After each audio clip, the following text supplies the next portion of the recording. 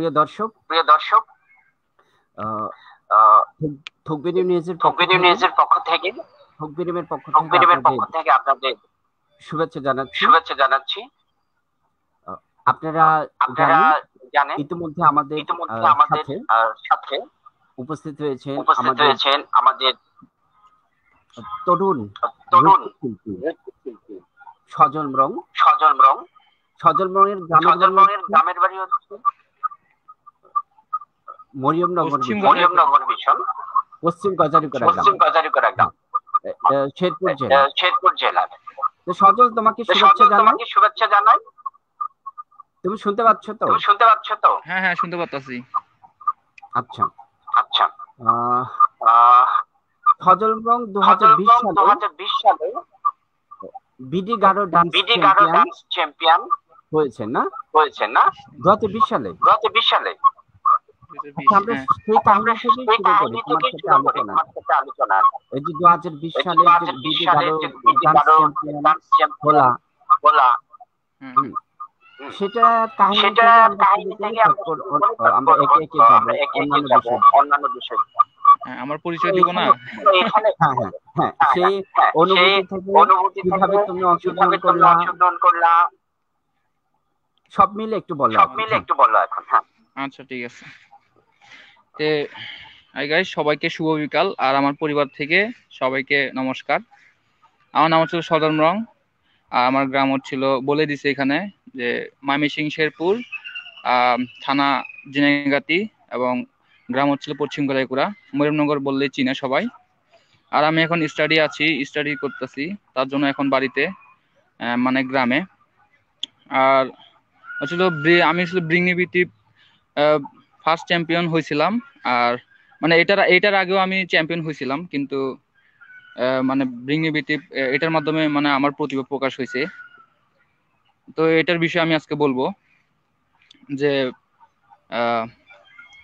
আমি প্রথম যখন ব্রিংনিবিটি শুরু হয়েছিল, তো তখন মানে আমি ওটা জানতাম না। তো তখন ওই আমাদের গ্রামের কয়েকজন বলছিল যে মানে একটা অডিশন হচ্ছে, যে তুমি রেজিস্ট্রেশন করো, তো তুমি পার্টিসিপেট করো। তা আমি তো মনে করছি যে না, এগুলা ফাও, এগুলা ধারা হবে না, এগুলো এমনি মনে করছিলাম। অনলাইনের মাধ্যমে তো তখন তেমন একটা বিশ্বাস ছিল না। তো পরে আমার এই বাড়ির আশেপাশে এক মামাতো ভাই বলছে যে যে ফাও হলেও বা ফেক হলেও তুমি একবার ট্রাই করে দেখো, যদি কাজে লাগে। তখন আমি তার কথা মতো রেজিস্ট্রেশন করলাম, সবকিছু করলাম। করার পরে আমি তো মনে করছিলাম যে একটা ডান্স দিয়েই হবে, কিন্তু ওইটা যে মানে এত দূর নিয়ে যাবে এটা তো আমি তো ভাবতে পারিনি। পরে একটা ডান্স দিছিলাম, ওই ডান্স দেওয়ার পরে তো আমি সিলেক্ট হয়েছি টপে সিলেক্ট হওয়ার পরে মানে আরো চাইতাছে। পরে আমি চিন্তা করলাম যে কেমনে, আমি তো মনে করছিলাম একটা ডান্সে অনেক হবে, কিন্তু এটা আরো দেওয়া লাগতেছে। পরে বলার পরে ওদের কথা মতোই মানে সবকিছু করছি। আর ব্রিংনিবিটি প্রতিষ্ঠাতা বাপ্পি দা ছিল, সেও অনেক সহযোগিতা করছে। আর মানে ব্রিংনিবিটিভের মেন উদ্দেশ্য ছিল যে মানে ব্রিংনিবিটির যত ডান্সার আছে তারা যেন অলরাউন্ডার ডান্সার মানে হতে পারে। মানে ওরা চাইছিল যে আমাদের এখানে প্রত্যেকটা যারা ডান্সার আছে তারা যেন সব ধরনের ডান্সের স্টাইল যেন তারা পারদর্শী হয়, মানে ওইটাই তাদের উদ্দেশ্য ছিল। তো আমি তো পরে মানে আমাকে বলছে যে রোমান্টিক ডান্স দিতে হবে, তো আমি রোমান্টিক ডান্স দিলাম। তারপর ছিল ইমোশনাল ডান্স দিতে হবে, ইমোশনাল ডান্স দিলাম। মানে এরকম ভাবে বিভিন্ন ডান্সের স্টাইল আমাকে দিতে বলছে, তা আমি ওগুলো ইউজ করছি।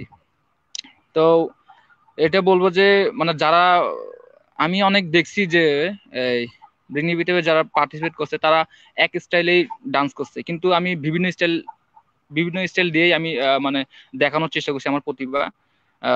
তবু ওরা সন্তুষ্ট হয়েছে যে প্রথমে আমার মানে ডিসকোয়ালিফাই করা দেওয়া হয়েছিল, পরে আরেকটা সুযোগ দেওয়া হয়েছিল, মানে একলার কি কো দেখায় আসা লাগা, ওই গানটা দিছিল। বলছিল যে তোমার নিজস্বতা তুমি তুলে ধরো এই গানের মাধ্যমে। তো পরে ওই গানটা আমি প্র্যাকটিস করলাম, প্র্যাকটিস করার পরে আমি যে ভিডিও করে দিলাম, দেওয়ার পরে মানে ওখান থেকে পরে টপ 1-এ উঠাই দিল আর কি। তো এরকম করে হইলাম। আর ব্রিংনিবিটিভে বিনিবিটিভের আগেও আমি ডান্স চ্যাম্পিয়ন হয়েছিলাম, কিন্তু মানে ওগুলো এমনি মানে স্কুল স্কুল পর্যায়ে, জেলা পর্যায়ে আর কি। তো ওইটাতে আর আমার ডান্স শুরু হয়েছিল চট্টগ্রামে আসছিলাম। আর চট্টগ্রাম থেকে যখন ওখানে আমার মানে ওখানেই জন্ম আমার, তো ওখান থেকে আমি, আমার দাদারা ছিল একাডেমিতে শিখতো তারা ক্লাসিক্যাল ডান্স। তো ওদেরটা আমি দেখতাম, দেখার পরে তো আমাদেরকেও মাঝে মাঝে শিখাইতো। তো ওইটা আমি ট্রাই করতাম যে আমাকে যেটা দেখায়, মানে যেই স্টেপই দেখায় না কেন আমি ওইটা তাড়াতাড়ি পেয়ে যেতাম আর কি। তো ওখান থেকে মানে যে টাউন থেকে আইসা বললাম আমরা গ্রামে, গ্রামে আসার পরে দেখলাম যে এখানে হচ্ছিল মানে ডান্সের মানে সাংস্কৃতিক বিষয়ে কোনো মানে আগ্রহটা অনেক কম।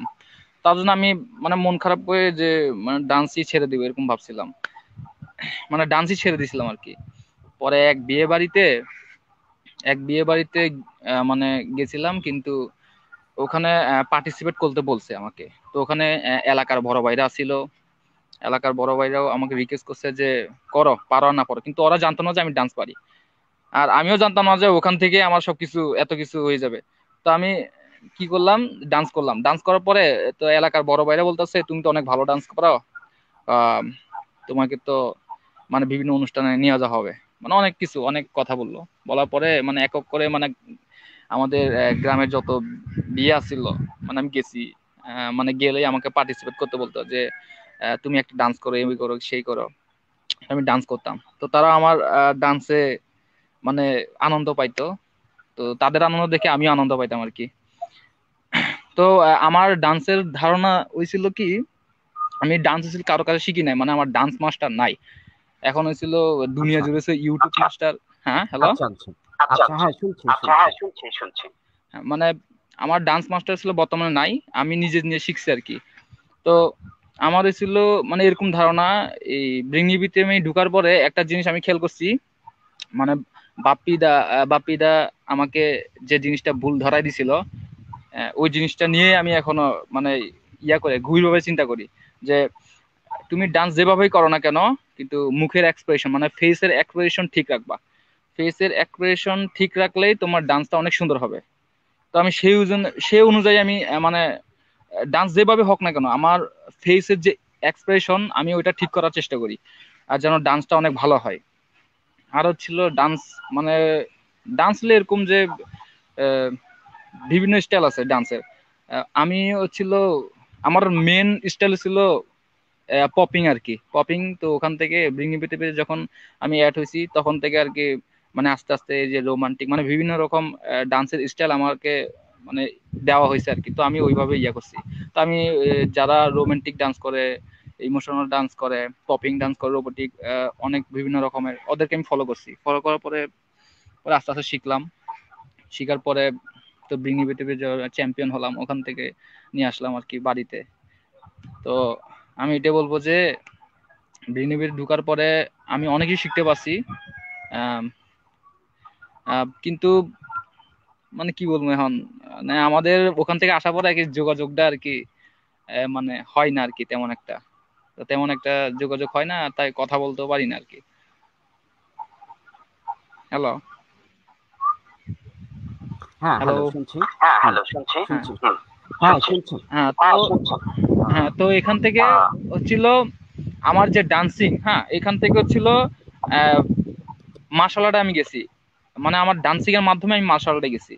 আমার কাহিনীটা হচ্ছিল আহ, আমি যখন ডান্সিং করতাম তো তখন যখন ভিডিও আমি আপলোড করি তখন মানে অনেক মানুষই দেখে, অনেক অফারই দেয়, কিন্তু আমি ওগুলা মানে কি বলবো, যেটা সম্ভব ওটা রাখি, আর যেটা সম্ভব না ওটা তো নাই। তো এরকম করে একদিন এই মামুর সিমিয়ন বাজি, তো সে আমাকে ফোন মানে কমেন্ট করছে যে তোমার আর্ট গুলো ভালো হইতাছে, কই তুমি তুমি মানে চালিয়ে যাও, এরকম একটা কমেন্ট করলো। পরে আমি মানে জানলাম যে মামা ইলিয়াস, আমার উস্তাদ ইলিয়াস মুরং মানে উসু, তো সে ছিল বাঁকুড়া বাড়ি। তো আমিও তেমন একটা যোগাযোগ মাধ্যমে, আমি নতুন তো গ্রামে তেমন একটা মানে জানি না। পরে আমি তাকে ফোন করছি মামা ইলিয়াসকে, মানে এখন ভুল করে সিমিয়নের কাছে গেছে গা, মামা সিমিয়নের কাছে গেছে গা। তো তার সাথে কথা হলো, তো সে আগ্রহটা আমাকে জাগিয়ে দিল যে তুমি যাও, তুমি শিখো, তুমি পারবা। তো আমি মামার কাছে যাই এই কথাবার্তা বললাম।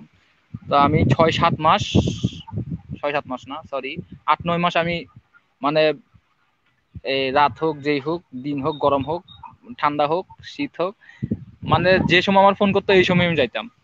তো এরকম করে 8-9 মাস আমি মানে যাওয়া আসা করছি। এখান থেকে আমার এই উস্তাদের বাড়ি হয়েছিল 9 কিলো। 9 কিলো আসা যাওয়া 18 কিলো। 18 কিলো আমি সাইকেল মেরে যাইতাম আর আইতাম। তো ওই যে বাঁকা করা, সাইকেলে যাইতাম। হ্যাঁ, বাঁকা করা। তো ওখানে যাইতাম। যাওয়ার পরে তো আমি তো 8-9 মাসে যেগুলো হয়েছিল 3-4 বছরে, যেগুলো মনে করে কমপ্লিট করতে পারে নাই, ওগুলো আমি 7-8 মাসে কমপ্লিট করে দিছি। তারপরে এই মামু, এই যে সিমিয়ন বললো যে যে বিকেএসপিতে ট্রেনিং করাবে, কোচেস ট্রেনিং, তো তুমি কি পার্টিসিপেট করতে চাও নাকি? পরে আমি বললাম যে এমন চান্স হয় না, না হয় ওটা তো মানে ঈশ্বরই জানে। পরে তুমি বল, হে বললো যে আমারে যে তুমি রেজিস্ট্রেশন করো, দেখো স্যারের সাথে কথা বলো। তো আমি স্যারের সাথে কথা বললাম। তো স্যার বললো যে কি, যে হ্যাঁ, জেলা থেকে একজন মতো যাইতে পারবে, মানে প্রত্যেকটা জেলা থেকে একজন করে। তো আমি চিন্তা করলাম, আমার মতো কতগুলো প্লেয়ার আছে ভালো ভালো, ওই হেরায় চান্স পাবো, আমি তো একটা গ্রামে খুনায় পড়ে আছি। তো মামু সিমিয়নকে ওই স্যার ফোন করছিল। স্যার ফোন করে বলছে যে যে কে বেশি ভালো পারে। তো মামু সিমিয়ন আমার সাপোর্ট নিয়ে বলছে যে ও বেশি ভালো পারে। তো আমার সাথে কথাবার্তা বলে আমি বিকেএসপিতে গেলাম, কোচ সার্টিফিকেট নিয়ে ট্রেনিং নিয়ে আসলাম। তো ও আর একটা পরিচয় ছিল, আমি ছিল উশু কোচ আর কি, এখন বর্তমানে 2021 ফেব্রুয়ারিতে ট্রেনিং নিয়ে আসছি। তো উশু কোচ হলেও মানে এখন আমি নিজেকে কোচ মনে করি না আর কি, এখনো প্লেয়ারই মনে করি। আর বাড়িতে ছোট বোন আছে, ওদেরকে শিখাই এখন মার্শাল আর্ট, আর সাথে সাথে ওই যে তোমার ডান্সিংও মাঝে মাঝে করাই। তো উশু থেকে মানে ডান্সে চিনে বেশি আমাকে আর কি। আচ্ছা। তো তোমার এই যে হ্যাঁ, নাচের আগ্রহটা কিভাবে আসছে? নাচের আগ্রহটা ছিল এই মানে কি বলবো, দর্শকদের দেখে আমার মানে নাচের আগ্রহটা, মানে ওরা যখন আমাকে বলে যে সজল সজল বলে হাততালি দেয়, মানে আমার মানে ভিতরে একটা আগুন জ্বলে ওঠে যে না, আমি পারবো, আমাকে যাইতে হবে যে করি হোক। হ্যাঁ, আমাকে পাইলেও যাইতে হবে, না পাইলেও যেতে হবে। তখন আমি যাই। যাওয়ার পরে আমি যখন ডান্স করি, তখন সবাই মানে কি বলবো, আওয়াজ করে, হাতে তালি দেয়। তো আমি নিজে বুঝি না যে আমার কি এমন ডান্স যে মানে মানুষের এত উৎসাহ, মানে এত আনন্দ পায়, আমি তো বুঝি না। আমার নিজের ডান্স, সত্যি কথা বলতে আমার নিজের ডান্স আমার নিজের কাছেই ভালো লাগে না। যে এই যে তেরেং বেরেং সাপের মতো মানে আমি হাত পা বডি মানে ফ্রি স্টাইল ভাবে ডান্স করতেছি, এগুলো আমার নিজের কাছে ভালো লাগে না, কিন্তু মানুষের কাছে এটা বলে মানে অনেক ভালো লাগে। আমি জিজ্ঞেস করলাম যে এই নাচের মধ্যে কি আছে যে তোমরা এত মানে আনন্দ পাও কিন্তু আমি পাই না। পরে অনেকেই বলে যে যে তোমার নিজের ডান্সে তুমি নিজে কখনো আনন্দ পাইবা না, তোমার নিজের কাছে নিজেকে মানে ভালো লাগবে নাই, কিন্তু অন্যদের কাছে তোমার তোমার ডান্স অনেক ভালো লাগবে। তো ওগুলা শুনে মানে ডান্সের প্রতি আরো ভালোবাসা সৃষ্টি হয় আর কি। তো তার জন্যই যেখানেই ইয়া হোক না কেন, যদি আমাকে ইনভাইট করে আমি না করি না আর কি, যে যাও, আমার যদি সামর্থ্য থাকে তাহলে আমি যাবো, আর নাই নাই। আচ্ছা। আর এখানে হয়েছিল দাদারা তো আগে ক্লাসিক্যাল করতো, তো দাদার থেকে কিছুটা শিখছিলাম, মুদ্রা না, আবার এমনি স্টেপ। দাদারা মুদ্রা শিখছিল কিন্তু আমাকে ওই নর্মাল স্টেপ গুলা দিছিল। তো কি নাম আগে তো দাদার? ক্লাস, আমার দাদার নাম হচ্ছে সুবল মরং। হ্যাঁ, আমরা ছিল 4 ভাই 2 বোন। আমার বড় আচ্ছা, একটা দিদি আছে, তারপর? সে ঢাকায়। আম, তারপরে ছিল বড় 2টা ভাই, সুবল মরং আর প্রবাল মরং, সে হচ্ছে চট্টগ্রাম। আর আমরা 3 ভাই বোন আছি এখন গ্রামে, ইতিম রং, আমি, আর আমার ছোট ভাই জয় মরং। 3জন এখন স্টাডি করতেছি। আর আমার মানে ডান্স বলতে হয়েছিল, আমি কখনো প্র্যাকটিস করি না, মানে সত্যি কথা বলতে, যেটা বিরিংনিবিটিভে যে এত বড় একটা অডিশন হইলো, মানে আমি মানে ওই প্রথম যে একলার কি কো দেখায় আসা লাগা, আর আর শেষে যে একটা ডান্স হয়েছিল, মানে ওই 2-3টা বাদে আর কি কোনো ডান্স আমি প্র্যাকটিস করি নাই। আর আমার মনে হয় না যে ডান্স করতে এত ইয়া লাগে না, যে শুধু তোমার ধারণা থাকা দরকার।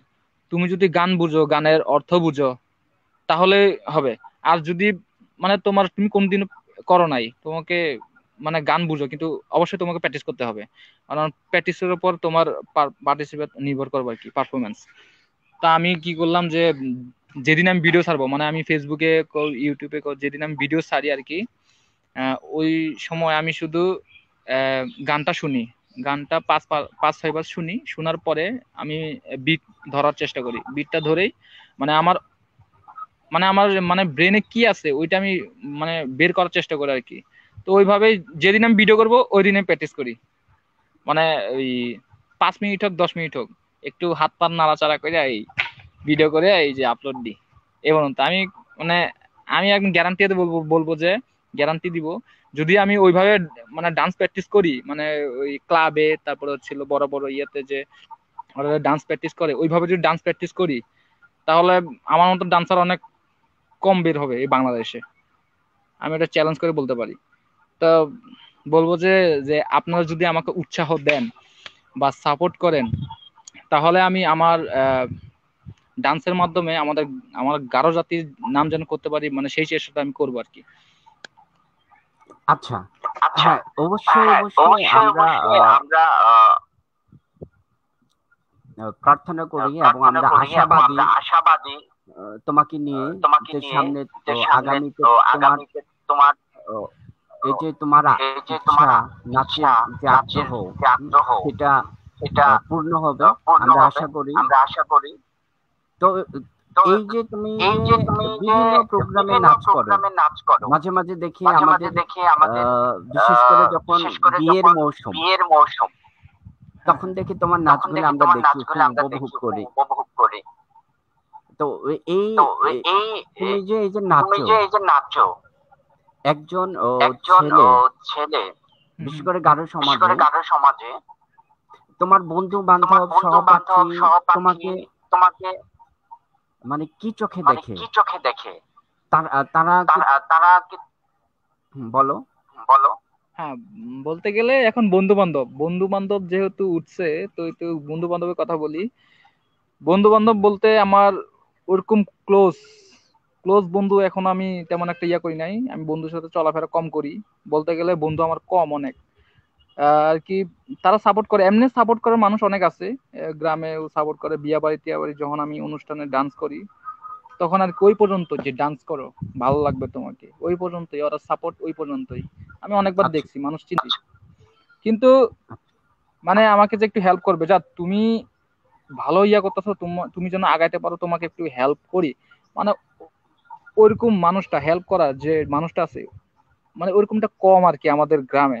হ্যাঁ, আর মানে অন্যান্য চাক মারা মার মারা কিন্তু ভালো ভালো ট্যালেন্ট দেখায় কিন্তু উপরে উঠতেছে, ঠিক আছে। কিন্তু আমাদের গারোগুলা মানে কি অন্যরকম, মানে কিরকম বলবো যে যে উঠতে চাই, মানে উপর থেকে মানে টান মারার চেষ্টা করে, মানে ওরকম সিস্টেম আয় বসছে মানে কি আমাদের এই গারো সমাজে আর কি। তো আমি বলবো যে যারা উঠতে চায়, মানে তাদেরকে যেন মানে যেন তারা যেন আরো উঠতে পারে, তাদেরকে আরো সাহায্য করে, যেন হেল্প করে যেন উঠাই দিতে পারে, মানে ওই আশাটা যেন আমি পাই আর কি। তো আমাদের এখানে হচ্ছে বন্ধু বান্ধব অনেক কথাই বলে যে যে তুই তো মেয়েদের মতো আহ কোমর নাড়ায় নাচস, এই করস সেই করস, কই তোদের সাথে আমার যায় না। তো আমি তো তখন কি বলবো, মন খারাপ তো হয় আর রাগও হয়, কিন্তু আমি কিছু বলি না, কারণ কথা বেশি বললে মানে কি মাথা ঠিক থাকে না। তা আমি কথা বলি না, চুপচাপ করে আসে পড়ি। তো আমি শুধু বলি তখন, যখন তারা বলে আমাকে এরকম বলে, তখন আমি শুধু বলি যে আমার সাথে যদি চলতে ইচ্ছা না করে তো চলিস না, আমার তো আর মানে ঠেকা পড়ে না যে তোর সাথে আমি চলাফেরা করা লাগে। তা তোর ইচ্ছা নাই তুই চলিস না, যার ইচ্ছা আছে সে চলবো। তেমন বর্তমানে বলতে ঘোরাফেরা বাদ, আমি বাড়িতে আছি, বন্ধু বান্ধব এগুলা অনেকই মানে কি বলবো, এখন ঘোরাফেরাই বাদ দিছি এখন। বন্ধু বান্ধব দূরে দূরে গেছে গা, সব ঢাকা ঢুকা গেছে গা, আর আমার ডান্স যে টিম আছিল ওইটাও আর কি আলাদা আলাদা হয়ে গেছে গা। কেউ পড়াশোনার জন্য ঢাকায় গেছে গা, আবার কেউ গ্রামে আছে আর কি, দূরে দূরে বাড়ি। তাদের সাথে অনেকজনে বলছিল আমাকে যে গ্রুপ ডান্স করার জন্য, কিন্তু গ্রুপ ডান্স করার জন্য একটা ভালো মানে স্ট্রং টিম দরকার, মানে ওইটা আমি গড়াইতে পারতাছি না আর কি। মানে আমাদের গ্রামে ছিল এতটাই মানে কি বলবো আগ্রহ কম যে মানুষ আসতেই চায় না, মানে আহ, আগ্রহটাই কম। এইটা এখন তুমি কি একটা দল তৈরি করতে পারো না? হ্যাঁ, আমি আমি অনেকবার চেষ্টা করছিলাম, কিন্তু আহ, বলতে মানে আমার মতো যদি বেশি না 10টা যদি আমি ডান্সার আমার আমার মতো বানাইতে পারি, তাহলে মনে করবো যে বাংলাদেশের মধ্যে গারো ডান্সারদের মধ্যে আমার টিমই আগায় যাবে, আমি এটা বিশ্বাস করি। কারণ আমার মতো যদি 10টা থাকে, বেশি না। আর আমি যারাই শিখাইতে চাই মানে এক সপ্তাহ আসে, এক সপ্তাহ আসার পরে আর আসে না। আমি জিজ্ঞাসা করি যে আসোস না কেন, তোদের কাছে তো আমি ফিসও নিই না, যে তোদের ফ্রিতে শিখতে পারতাছস। তো এরা বলে যে ভাই যে কষ্ট, এটা বোঝার চেষ্টা করেন। হ্যাঁ ভাই, কষ্ট করেও তো আমরা আসছি না, এটা তো ওরা বুঝে না। আচ্ছা, আচ্ছা সজল, হ্যাঁ তোমার একটু আমরা নাচ দেখি, বিশেষ করে একটা মেবি এটা কারো বিয়ে বাড়িতে ওখান থেকে দেখবো। এই যে এখান থেকে শো করছি আমি, হ্যাঁ, তোমার আগের অনেক আগের একটা ভিডিও, হ্যাঁ হ্যাঁ, একটা দেখি, তারপর হচ্ছে আমরা ওটা পরে যাই। একটা কিভাবে এটাকে ক্যামেরা না না, দাঁড়াও।